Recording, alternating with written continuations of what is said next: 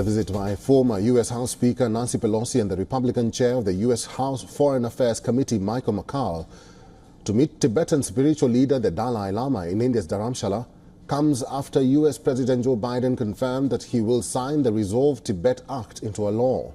The bill will challenge Chinese disinformation on Tibet and will promote dialogue between Beijing and the Dalai Lama towards a peaceful resolution of the long-standing dispute between Tibet and China.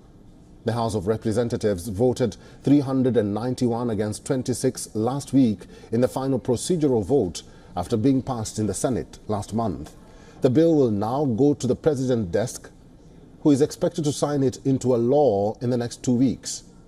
Let's tell you more about the Tibet Policy Bill, which is called the Promoting a Resolution to the Tibet-China Dispute Act. The Act empowers the State Department officials to actively and directly counter disinformation about Tibet.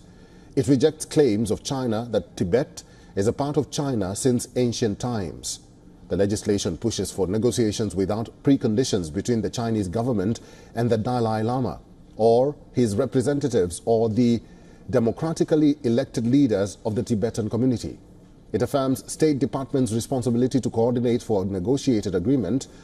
Beijing contends that Tibet has remained under Central Chinese rule for over 700 years. In April this year, China's foreign ministry reasserted that any contact or talks with the spiritual leader would concern his personal future and not the question of Tibetan autonomy. The Chinese embassy's spokesperson took to social media website X and said that the 14th Dalai Lama is not a pure religious figure but a political exile engaged in anti-China separatist activities. He further urged the U.S. side to fully recognize the anti-China separatist nature of the Dalai group and not send the wrong signal to the world.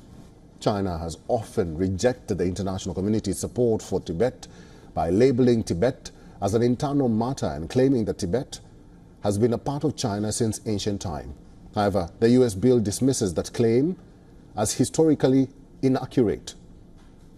Now with this, U.S.-China ties are set to become all the more complicated, with Tibet now joining a host of issues between both the nations, which includes Taiwan, the war in Ukraine, and trade. Our correspondent Susan Teherani has sent us this report from New York. The Resolve Tibet Act's passage in Congress marks a significant move by the United States to support Tibet's autonomy and promote dialogue with China. However, Beijing's stern warning against signing the bill into law reveals the sensitivity of the issue.